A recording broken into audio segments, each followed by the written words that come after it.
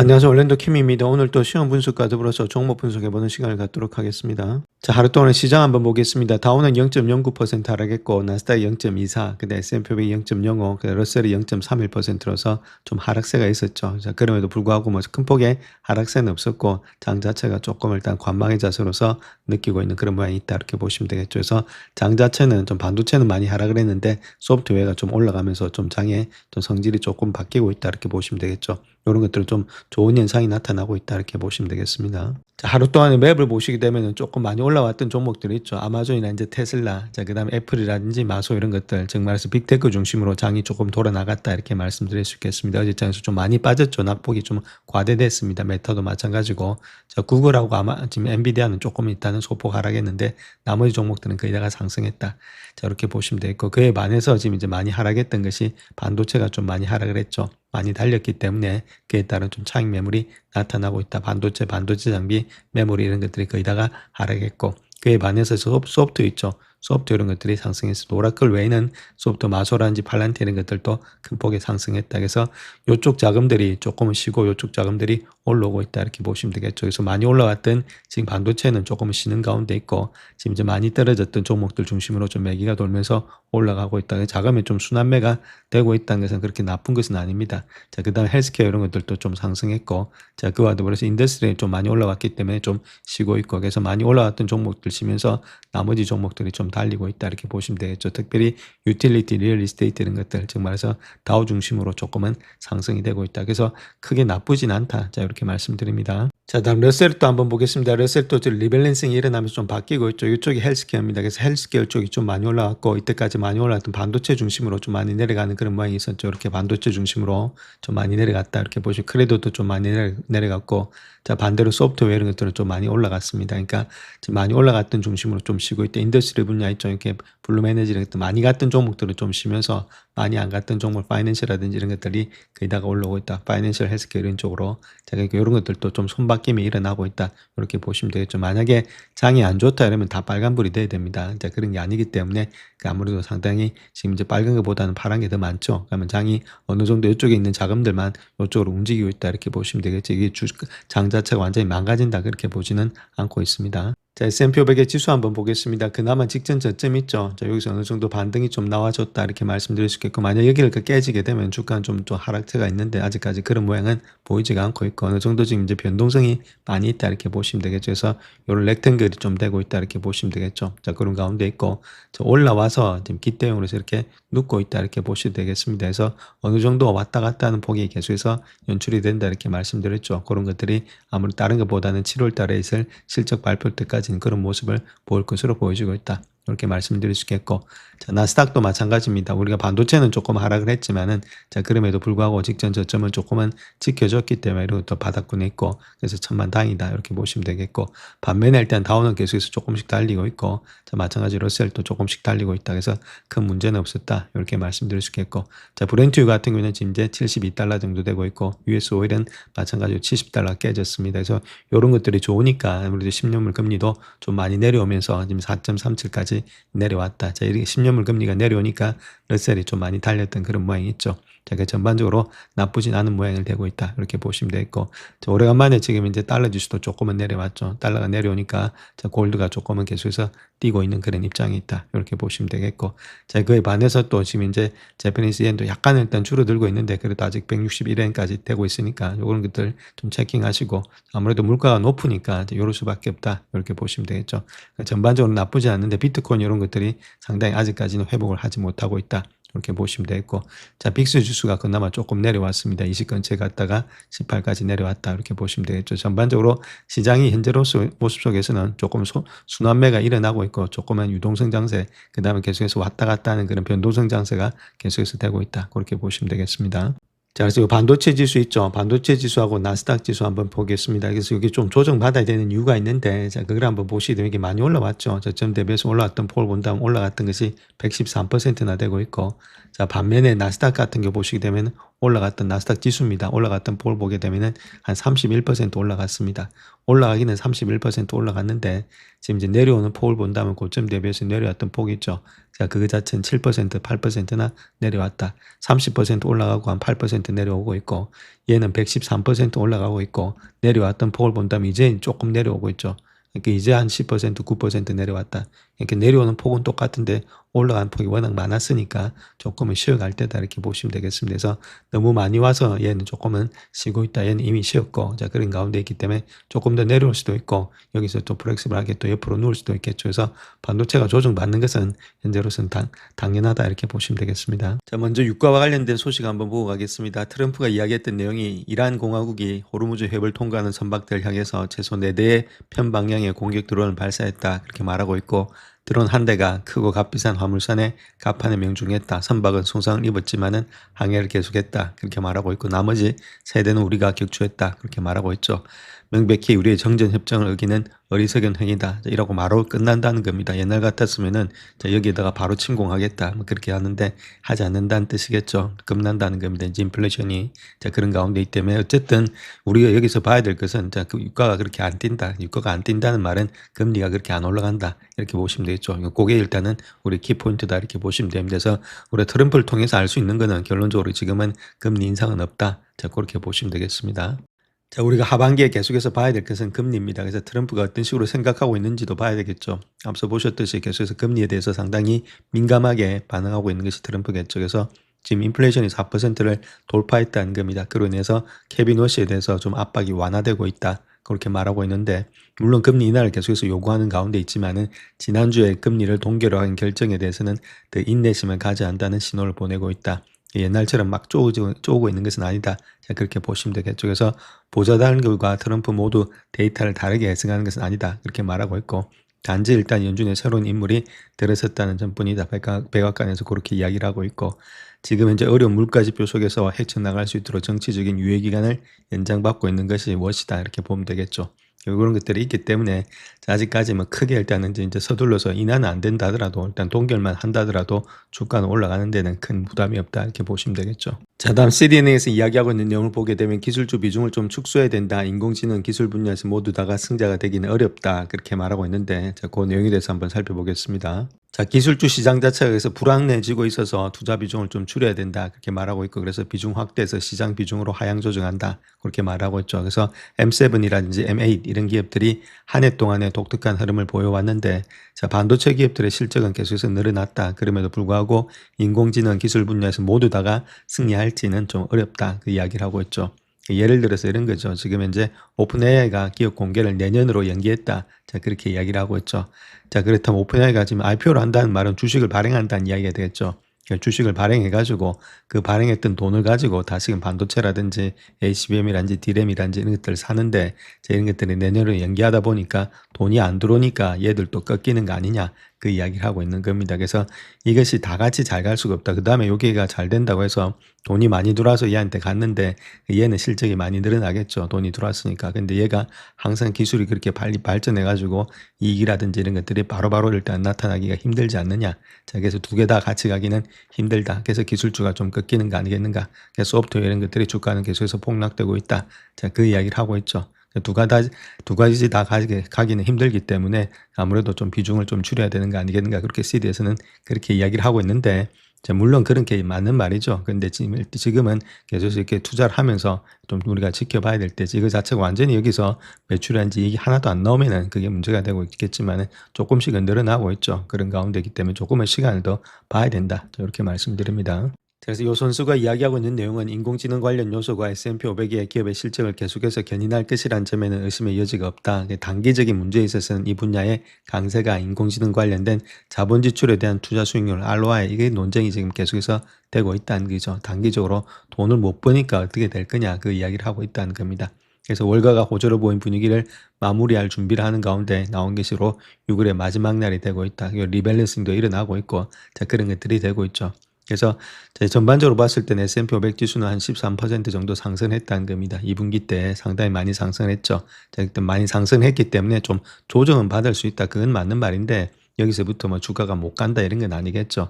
예, 그렇게 보시면 되겠고, 그다음에 또 기술주에 대해서는 더욱더 신중한 태도를 보이고 있지만 여전히 시장에 대해서는 낙관적인 전망을 가지고 있다. 그렇게 말하고 있죠. 그래서 리밸런스는 이제 이런 것들 통해서 약간의 손바뀜은 있겠지만은, 그래서 반도체라든지 기술주가 갔다가 약간의 눌림목은 있겠지만 이거 자체에서부터 꺾인다 이렇게 보지는 않고 있죠. 그래서 그거는 좀 기다리셔야 되지 않나 그렇게 생각하고 있고, 그래서 이 사람도 여전히 낙관적인 전망을 보면서 S&P 500을 갖다 8,100까지도 보고 있다 그렇게 보면 되겠죠. 근데 기술주에서 다른 투자처로 자금 이동이 일어날 것으로 예상되고 있고, 유가 하락은 3분기 인플레이션 우려를 완화시켜서 투자 포지션을 다각화할 동력을 제공할 것으로 예상이 되고 있다. 이렇게 말하고 있죠. 근데 우리가 생각해야 될 것이, 자, 반도체, 물론 기술주도 좀 반도체 안에 들어갈 수 있겠지만은, 자, 중요한 건 기술주라든지 반도체가 꺾이면은 시장이 다 꺾여버리죠. 이렇게 주도주가 꺾이진 않는다 이렇게 보시면 됩니다. 약간의 조정은 있고 다른 종목이 이제 올라가다가 걔들이 좀 주춤할 때 다시금 반도체라든지 기술주는 간다고 보시면 되겠습니다. 자, 경제 지표 나왔는데 그거 한번 보겠습니다. 미시간주 1년의 물가 상승률 전망치가 4.6에서 4.6 그대로 나왔죠. 저번보다는 조금 못하게 나왔고, 그 다음에 소비심리 지수는 49.5로서 48.9를 예측했는데 저번보다 좀 좋게 나왔습니다. 자, 그 다음 5년 동안의 물가 상승률을 본다면 3.4를 예측했는데 3.3으로서 요건 조금 전망치가 낮게 나왔고, 소비자 기대치는 49.3인데 50.7로서 조금씩은 좀 좋게 형성이 되고 있다 그렇게 이야기를 하고 있죠. 자, 그렇다면 현재 기술주 하락의 진짜 원인이 어떤 것인지, 정말로 딥시크 사태와 같은 또 일이 벌어질지, 자, 거기에 대해서 우리가 한번 살펴보겠습니다. 자, 기술주들이 금요일에도 하락세를 이어가면서 이번 주 부진을 계속해서 지속하고 있는데, 자, 이러한 급락에는 표면적인 현상 이상의 이유가 있다 그렇게 이야기를 하고 있고, 오픈AI, 스페이스X 이런 것들이 기업 공개 위에 부진한 실적, 그 다음에 또 IPO 연기하는 것들 이런 것들을 고려할 수 있는데, 자, 중요한 것은 오픈AI와 중요한 주요 경쟁사인 엔트로픽의 강력한 경제 상대가 될 중국산의 인공지능 모델이 기술업계에서 훨씬 더 큰 위협이 될 수 있다. 자, 그 이야기를 하고 있죠. 자, 홍콩 증시에 상장된 ZAI 이런 것들이 출시한 GLM5-2 이런 것들이 엔트로픽의 제품과 거의 동등한 성능을 훨씬 저렴한 가격에 제공한다 그렇게 말을 하고 있죠. 제프리에스에서. 자, 그렇기 때문에 이러한 가격의 경쟁력을 통해서 유망 기업들이 IPO를 앞두고 기업 고객의 점유율을 잠식할 가능성이 있다. 가격은 싸고 뭐 성능 비슷하니까 다 이쪽으로 몰리는 거 아니냐. 자, 그 이야기를 할 수 있겠죠. 그래서 이 새로운 모델들은 기업 시장에서 엔트로픽과 거의 동등한 경쟁력을 갖추고 있기 때문에 토건당의 비용이 4분의 1에 불과하다. 경비는 낮추면 딥시크와 같다 이렇게 보시면 되겠죠. 그래서 또 다른 딥시크의 순간이다. 자, 그렇게도 이야기를 하고 있습니다. 그리고 이런 것들. 그래서 목요일에 모건 스탠리 역시도 ZAI 새로운 모델이 매우 인상적인 코딩 능력을 갖추고 있다. 그렇게 평가하고 있고, 대기업과 하이퍼스케일 기업들은 특별히 더 저렴한 모델로 전하는 것 자체가 AI 수요 감소라기보다는 AI에 대한 지불 의향의 재조정으로 보인다. 아무래도 비용이 많이 들어가니까 토건당 비용이, 자, 그런 것들 낮추려고 하겠죠. 자, 그렇다면 이쪽으로 또 가는 거 아니냐. 자, 그래서 기술주들이 하락하는 거 아니냐. 자, 그 이야기를 하고 있는 거죠. 자, 그래서 토건이라는 단위로 측정되는 고급 AI 가격 자체가 기업들에게 점점 더 큰 부담으로 작용되고 있고, 최근 몇 달 동안에 여러 기업들이 AI 지출을 줄이거나 AI의 예산을 탕진하는 모습을 보이고 있다. 그렇게 말하고 있죠. 그래서 이로 인해서 오픈 AI와 엔트로픽 간의 가격 전쟁이 발생한다. 상장 전에 기업 가치가 급락할 수 있다는 우려가 제기되고 있고, 자, 그럼에도 최첨단 모델에 거의 필적하는 저렴한 그런 오픈소스 AI 모델 이런 것들이 예상되는 IPO와 더 넓은 기술 부분에서 훨씬 더 큰 위협이 될 수 있다. 이렇게 말을 하고 있죠. 마찬가지로 도이치뱅크에서도 이야기하고 있는 내용이 일상적인 작업 이런 것들이 대부분 아마 90% 이상이 중국 딥시크의 V4 프로 이런 것들이 엔트로픽의 최첨단 AI 모델인 클로드 페이블 5의 1.5%의 비용으로서 거의 동일한 작업을 수행한다. 이런 것이 강력한 지금 이제 경쟁력으로서, 그러니까 중국의 경쟁력이 있으니까 상당히 일단은 엔트로픽이라 있는데 상당히 부담이스럽다. 그 이야기를 하고 있죠.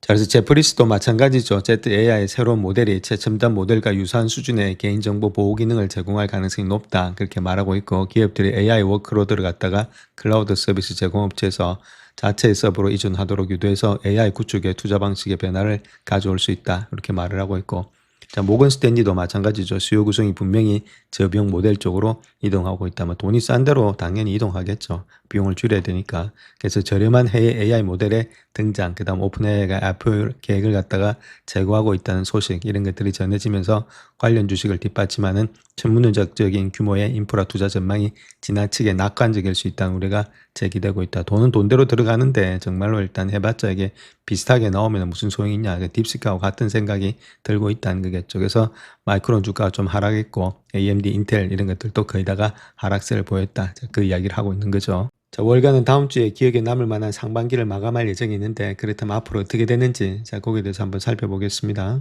자, 미국과 이란 간의 문제 해결이 가시화되면서 올해 상반기의 월가 전망은 지난 6개월 동안 어느 시점에서 예상할 수 없을 만큼 훨씬 더 긍정적이다 이렇게 말하고 있고 JP모건 역시도 2020년도 목표치를 7,200에서 7,800으로 상향 조정한다. 긍정적인 시나리오를 바탕으로 현재 수준에서 5%의 주가 상승의 가능성을 시사하고 있다. 이렇게 말하고 있죠.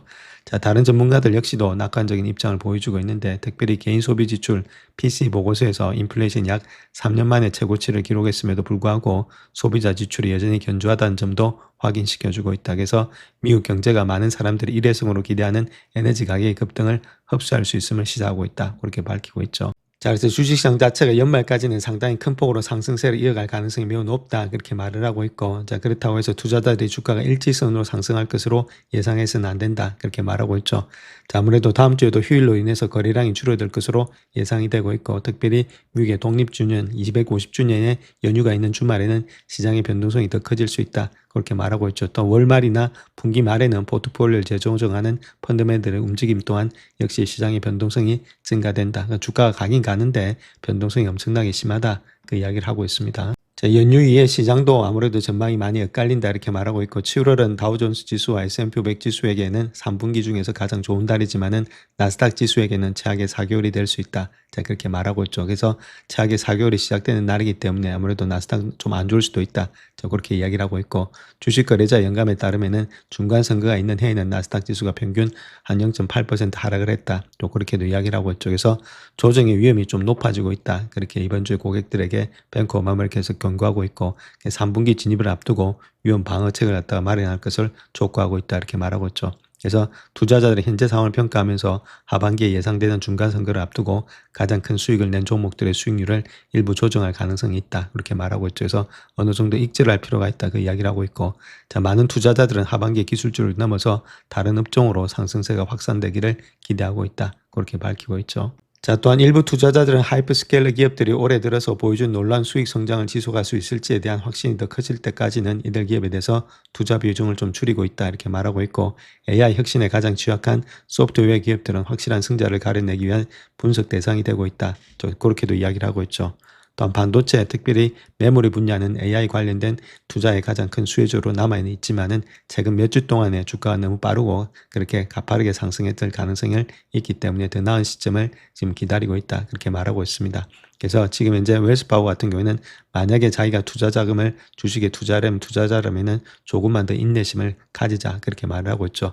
그 이유는 여름 동안에는 이런 것들의 변동성이 상당히 심하기 때문에 매수 기회가 많이 생길 수도 있다. 자, 그렇게 이야기를 하고 있습니다. 조금 더 아무래도 기다려 보면은 좀 폭락할 때 그럴 때가 매수 관점이다. 그 이야기를 하고 있죠. 자, 그래서 해외 시장보다는 미국 시장, 소형주보다는 대형주와 중형주를 선호한다. 금융주와 산업주에 가장 좋은 투자 가치가 있다. 그렇게 말하고 있고 최근에 급등세를 보였던 소형주는 좀 피해야 된다. 그 이야기를 하고 있고 그 이유는 금요일에 러셀 2000 지수가 재편성될 예정이기 때문이다. 그렇게 말하고 있죠. 또한 다음 주에 발표될 고용 보고서에도 주목할 것이지만 큰 이변이 없는 한 인플레이션에 더욱더 집중해야 된다. 자, 그렇게 이야기를 하고 있습니다. 또한 지금 연방준비제도의 의장인 케빈 워시가 지난 FOMC 회의에서 투자자들이 예상했던 대로 인플레이션에 더욱더 집중하겠다는 신호를 보낸 후에 연방기금 선물은 9월에 금리 인상을 반영하고 있는데 인플레이션이 하락하는 경쟁적인 신호가 나타난다면 이런 우려는 또 완화될 수 있다면 기름값이 내려가니까 이거는 크게 문제가 안 된다. 그렇게 보시면 되겠죠. 자, 그래서 인플레이션 우려가 채권 시장에도 좀 반영이 되고 있는데 이번 주 2년물과 10년물의 국제 수익률 스프레드가 좀 축소가 되었다. 그래서 이러한 추세가 지속되면 될지 여부를 좀 주시해 봐야 되는데 자, 만약에 수익률 곡선이 또 역전이 된다면 경기 침체에 대한 우려가 커질 수도 있다. 그렇게 말하고 있죠. 달러 강세, 유가 하락, 원자재 가격의 하락의 약세 이런 것들이 하반기 포트폴리오를 구성하는 방식에 큰 변화를 가져다 줄 수 있다. 그렇게 말하고 있고 현재로서는 투자자들이 주요 지정학적 갈등과 인공지능으로 인한 잠재적인 시장 변동성에 대해서 우려 등 이런 불안했던 상반기를 힘겹게 헤쳐나간 후에 한도의 한심을 내쉬고 있다. 이렇게 말하고 있죠. 그래서 기업의 실적, 소비 심리 모두가 견조한 흐름을 유지하고 있기 때문에 투자자들은 하락장에서 매수세를 이어가고 있다. 이렇게 말하고 있죠.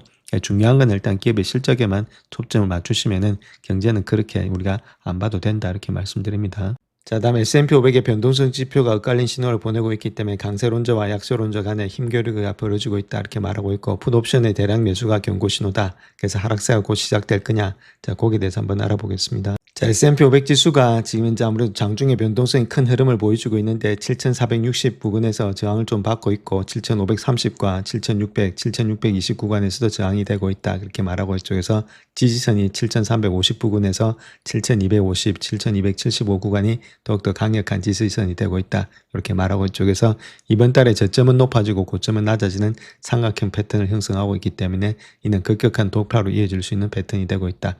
그 이야기를 하고 있는데, 자, 그 내용을 보게 되면 요 내용이죠. 이렇게 일단 삼각 수렴이 되고 있기 때문에 이게 한번 떨어지면은 급격하게 하락할 수 있다. 자, 그 이야기를 하고 있는 겁니다. 자, 그 다음 또 풋콜 레이쇼를 본다 하더라도 좀 풋이 많이 들어가지고 지금 이제 셀 개념이 있다 이렇게 보면 되겠죠. 이게 좀 셀이다 이런 데는 좀 바이 개념인데, 자, 그런 가운데 있기 때문에 아무래도 조금 일단 하락세로 가지 않겠는가. 자, 그렇게도 보는 관점이 있습니다. 자, 이제 시장의 전반적인 지표는 매수 신호를 나타내는 반면에 개별 주식은 아무래도 좀 매도 신호를 나타내고 있다 이렇게 말하고 있고 52주 신고가가 신저가를 앞지르면서 100개 이상의 종목이 다시금 발생되고 있기 때문에 매수 신호는 여전히 유효하다. 자, 아무래도 신고가가 좀 많이 나타나고 있다. 자, 그렇게 이야기를 하고 있고, 자, 빅스 같은 경우도 19 아래에서 아직까지 움직이고 있기 때문에 지금은 이제 매수 추세를 유지하기는 충분하다. 그렇게 말하고 있죠. 자, 매수 매도가 좀 계속해서 일단 싸우는 그런 가운데 있습니다. 그래서 조금 더 시간을 가지고 지켜봐야 될 때다. 그 이야기를 하고 있죠. 자, SK 하이닉스가 주당 166달러에 미국에 상장을 준비 중에 있는데 HSBC는 이 주식의 기업 가치가 20%는 더 높아질 수 있다. 그렇게 말하고 있는데, 자, 그 내용에 대해서도 한번 살펴보겠습니다. 그래서 SK 하이닉스가 지금 이제 미국의 예탁증권 즉 ADR을 발행해서 290억 달러 정도를 일단 자금을 조달하려고 한다. 그렇게 밝히고 있는데, 자, 특별히 한 20%의 프리미엄을 적용하고 있다. 그래서 상장 후의 기업 가치 측면에서도 마이크론 테크놀로지를 따라잡을 수 있을 것으로 예상이 되고 있다. 이렇게 말하고 있죠. 그래서 ADR의 공모가를 주당 25만 5천 원, 약 166달러로 책정했지만은 공모일에 가까워짐에 따라서 변동될 가능성이 상당히 많이 있다. 그렇게 밝히고 있습니다. 자, 그래서 HSBC는 마이크론이 지난 13년간의 SK 하이닉스 대비해서 평균 35%의 프리미엄으로 거래되어 온 것으로서 미국 투자자들에 대한 접근성의 향상, 주주 친화적인 정책, 그리고 더 작은 수익 기반으로 뒷받침된 높은 베타값 때문이다. 그렇게 말하고 있고, 그래서 SK 하이닉스의 기업 가치가 지금 이제 향후 상장 예정인 ADR의 영향을 많이 반영하고 있다. 그렇게 밝히고 있죠. 그래서 기존의 주가 순자산 비율 PB 레이쇼가 2.8배 정도 되면서 20%의 프리미엄에 대해서 3.4배로서 평가가 되고 있는데, 이는 더욱더 적극적인 주주 친화적인 전략, 글로벌 투자자의 접근성의 향상을 반영한 것이다. 그렇게 말을 하고 있습니다. 자, 그런 가운데 이때 미국 상장 이란 가치평가 격차를 좁히는 촉매제가 될 것으로 보여지고 있다. 그래서 목표 주가를 290만에서 400만으로 상향 조정한다. 한 38%의 상승한 수치가 되고 있다. 그렇게 밝히고 있죠. 자, 한국의 코스피 지수 역시도 지금 SK 하이닉스 주가만큼 변동성이 크다는 거겠죠. 그래서 금요일 날에 기술주 매도 속에서 SK 하이닉스 주가가 8% 하락한 263만 원에 거래되고 있었는데, 그 다음에는 보게 되면은 또 경쟁사인 마이크론의 예상보다 좋은 실적, 그 다음에 또 회사의 미국의 정시상장 발표 이런 것들 통해서 12%가 급등했다. 8% 하락했다가 또 12% 급등했다가 왔다 갔다 많이 한다는 거겠죠.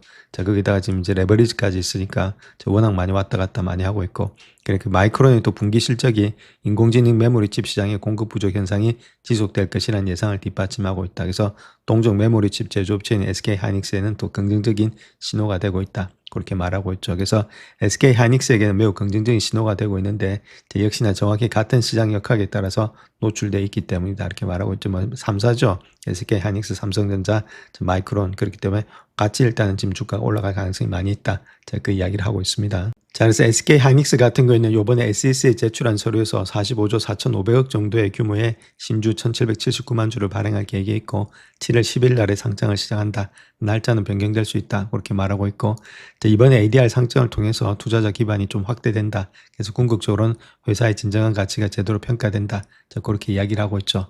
자, 물론 SK 하이닉스가 있고 또 지금 이제 미국에 마이크론이 있으니까 여기에 대해서 플러스된 그런 시너지 효과도 있겠고 또 마이크론 자금 자체가 SK 하이닉스로 또 흘러들어갈 수도 있겠죠. 자, 그런 가운데도 있는데 우리가 좀 지켜봐야 되는데 자, 그럼에도 불구하고 이렇게 두 가지가 같이 가면은 자, 아무래도 좀 시너지 효과가 더 많이 나타나지 않겠는가. 자, 그렇게 보여지고 있고 SK 하이닉스는 어쨌든 호재가 된다. 이렇게 말씀드립니다. 자, 마이크론 주가는 여전히 저평가되어 있다. 그렇지만 일부 분석가들은 이러한 상황이 곧 바뀔 것이다. 그렇게 예측을 하고 있죠. 그 이유를 보게 되면 새로운 장기 고객 계약은 마이크론의 재무 상태에 더 큰 예측의 가능성을 가져다 주기 때문에 지속 가능성에 대한 투자자들의 지속적인 우려를 갖다가 해소할 수 있을 것이다. 자, 그렇게 말하고 있는데 자, 그 내용에 대해서 한번 살펴보겠습니다. 자, 마이크론의 주가가 올해 들어서 325% 상승했지만 현재 P 레이쇼를 본다면 9.2배로서 투자자들의 지속적인 수익에 대해서 회의적인 시각을 갖고 있다. 그렇게 말하고 있고 자, 마이크론 재무 상태가 안정화될 것으로 예상되는 가운데 새로운 장기 고객 계약을 갖다가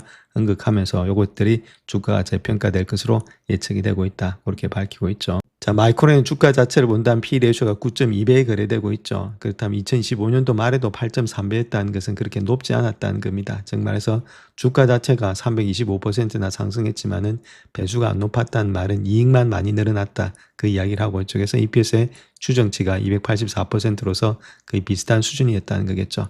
주가가 올란 만큼 지금 이제 배수가 올란 게 아니고 이익이 증가됐다. 그 이야기를 하고 있는 거고. 자, 그런 의미에서 세계에서 가장 중요한 세 기업 중에 하나로 꼽을 정도로 주목받고 있는 마이크론의 주가 P 레이쇼가 버라이즌의 커뮤니케이션스와 비슷한 수준이다. 그냥 다소 의외다. 상당히 낮게 형성되고 있기 때문에 지금부터는 배수를 좀 더 많이 줘야 된다. 자, 그 이야기를 하고 있는 겁니다. 자, 그렇게 배수를 안 주는 이유가 아무래도 마이크론의 천문학적 수익 수준 이런 것들이 최근에 분기 조정에 주당 순이익이 1200% 증가됐고 매출의 총이익률도 85%에 육박하고 있다. 자, 이런 것들이 장기적으로 지속될 것이란 전망에 큰 신뢰를 두지 않는다는 사실이다. 그 이야기를 하고 이쪽에서 메모리 산업의 경기 순환적 특성 때문에 이미 여러 차례 손해를 본 경험이 있기 때문에 마이크론은 공급 과잉에 직면했던 2023년도 이런 때 연간 손실을 기록했고 연간 매출이 49%나 감소됐다. 자, 그렇게 말을 하고 있죠. 이런 것들 때문에 배수를 못 주겠다 그 이야기를 하고 있고 자, 샌디스크도 마찬가지죠. 12개월에 주당 순이익이 예상치 대비해서 12.4배에 거래되고 있는데 자, 이런 것들이 S&P 500을 본다면 20.2배, 반도체 지수도 25.1배인데 여기도 상당히 저평가되어 있다. 자, 이런 것들이 아무래도 지금 너무 많이 올라와서 앞으로도 이렇게 갈 가능성이 없다. 자, 그렇게 해서 배수 못 주겠다. 자, 그 이야기를 하고 있는 거죠. 자, 한국의 메모리 기업도 마찬가지라는 거죠. SK 하이닉스, 삼성전자, 일본 LG 이제 메모리 업체인 키옥시아 모두 다 같이 이제 7.1배, 6.4배 이렇게 거래되고 있다 이렇게 말하고 있고 하이닉스 같은 경우는 9배에 거래되고 있는데 자, 그 이유는 해외 메모리 기업들의 주가가 미국 기업들에 비해서 저평가되어 있다. 자, 아무래도 투자의 접근성, 애널리스트의 분석 부족 이런 것들 때문이다. 그렇게 말하고 있죠. 그래서 SK 하이닉스는 이번에 ADR 즉 나스닥 상장을 통해서 이런 문제를 해결하고자 한다. 자, 그렇게 말하고 있죠.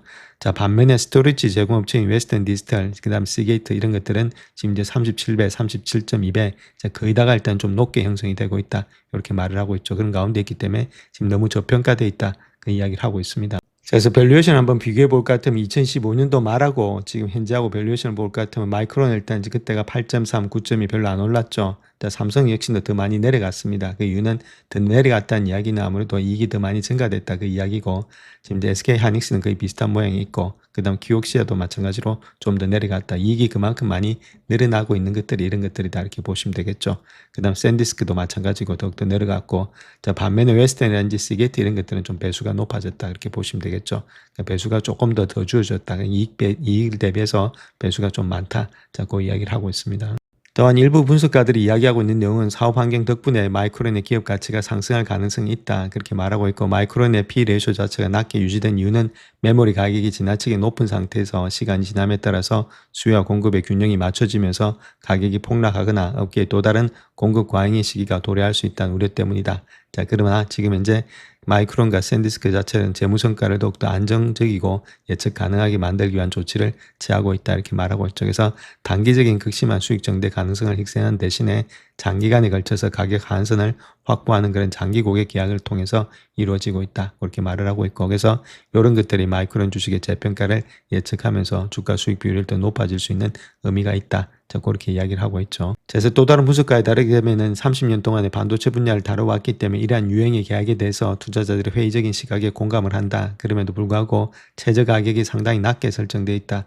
기가바이트당 $6 정도로 추정하고 있는데 충분한 공급이 이루어져서 가격이 이 수준보다 훨씬 낮아지고 고객들이 계약 파기를 갖다 고려하게 되려면은 아무리 빨라도 2029년도까지 어쩌면 2030년도까지도 걸릴 것으로 보여지고 있다. 자, 그렇게 말하고 있죠. 그래서 일부 또 계약 해지에 대해 해당하는 일부 금액을 선제급 받고 있다. 그렇게 말하고 있습니다. 그래서 아무래도 마이크론 사업의 절반이 지난 10년간의 평균 마진율이 한 35% 수준으로 회복만 된다면은 정상화된 마진이 50% 중반대에 이를 것이라는 의미가 되고 있고, 자, 이런 그 마이크론 이전에 경험했던 어떤 것보다도 훨씬 높은 수치로서 훨씬 높은 장부 가치 배수를 정당화할 수 있다. 그렇게 말하고 있죠. 그래서 현재 장부 가치가 19.9배에 거래되고 있는데, 자, 이것보다 좀 높게 형성이 되지 않겠는가. 그래서 주가가 상한선 이상으로 유지되는 한 주가가 재평가될 것으로 전망이 되고 있다. 그렇게 이야기를 하고 있죠. 그래서 마이크론의 목표 주가를 본다면 $1,600 정도 예측을 하고 있고, 장기 계약을 통해서 달성할 있는 주당 순이익 $40 20배의 멀티플을 일단 주고 있다. 그렇게 말하고 있고, 사업의 다른 부분에서 달성할 수 있는 주당 순이익이 한 $120에 한 7배 정도의 멀티플을 적용한 부분 합의 접근 방식에 가깝다.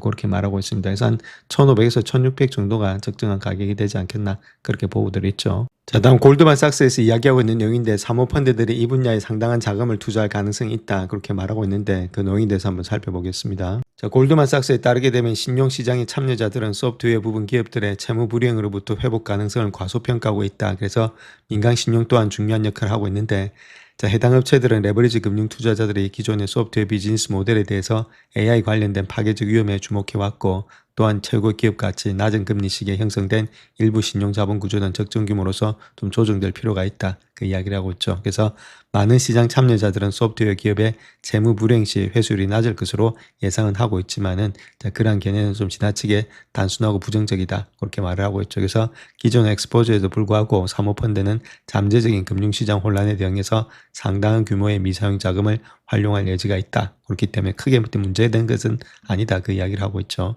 자, 소프트웨어 업계는 인공지능으로 인해서 예상되는 변화 때문에 어려움에 직면하고 있는데, 피치북 데이터에 따르게 되면 올해 첫 5개월 동안에 미국에서 소프트웨어 기업의 인수합병이 완료되거나 발표된 규모는 $170억 불과하고 있다. 2022년도 최고치의 17% 수준밖에 안 되고 있다. 그렇게 말하고 있죠. 또한 2010년도에 아무래도 대출 압박으로 인해서 지속적인 투자 심리가 위축되고 있다. 이렇게 이야기를 하고 있고, 2018년도에는 만기가 도래하는 대출 건수가 급증할 것으로 예상이 되고 있다. 자, 그런 가운데 있기 때문에 데이터 인프라, 사이버 보안, 사용자들의 유지율이 높은 애플리케이션 소프트와 같은 일부 영역에서는 해당 부분의 회복력이 더 크다. 이렇게 말하고 있죠. 그래서 이런 데는 문제가 없죠. 인프라 까는 데나 사이버 보안들은 문제가 없는데 다른 쪽은 문제가 좀 많다. 자, 그렇게 보시면 되겠고, 자, 업계를 더욱더 세부적으로 평가함에 따라서 투자자들이 전반적인 악화보다는 좀 분산 현상이 더 크게 나타날 것으로 예상이 되고 있다. 그래서 좋은 쪽은 괜찮은데 나쁜 쪽에는 좀 많은 실망감이 또 나오지 않겠는가. 자, 그렇게 보고 있습니다. 그럼에도 불구하고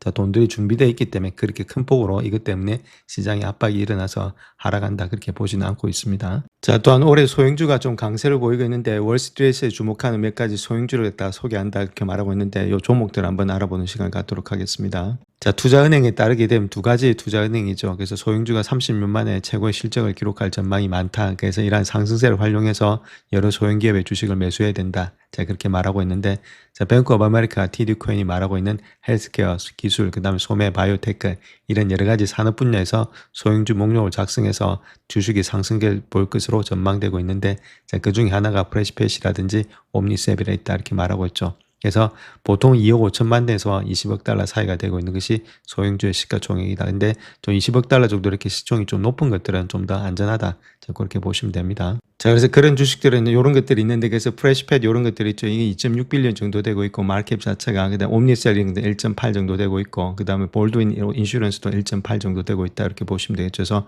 요한 두세 종목에 대해서 한 말씀을 드려보겠습니다. 자, 뱅크 오브 아메리카에 따르면 러셀 2000 지수가 상반기 동안에 가장 우수한 성과를 보인 대형주 지수였다. 이렇게 말하고 있고, 러셀 2000 지수의 성과가 특정 종목에 집중된 점을 고려해 볼 때 2010년도에도 금리 변동에 덜 민감한 소형주 부분에서 상승 여력이 여전히 존재한다. 자, 그렇게 말하고 있죠. 보통 보면은 러셀은 아무래도 금리하고 많이 민감한데 그 민감하지 않은 부분에서 상승 여력이 있다. 자, 그 이야기를 하고 있죠. 자, 그런 가운데 있기 때문에 아무래도 이런 데서 우리가 지금 이제 찾아야 된다. 그렇게 밝히고 있습니다. 자, 그 다음 또 봐야 될 종목이 또 옴니셀이다 이렇게 말하고 있고, 이 회사는 헬스케어 기술 기업인데 새로운 약국의 자동화 솔루션을 활용해서 시장 점유율을 확대하고 있다. 그래서 예상치를 뛰어넘을 것으로 전망이 되고 있고, 자, 10년에 한 번 오는 제품의 교체 주기에 수혜를 입을 것으로 예상이 되고 있다. 이렇게 말하고 있죠.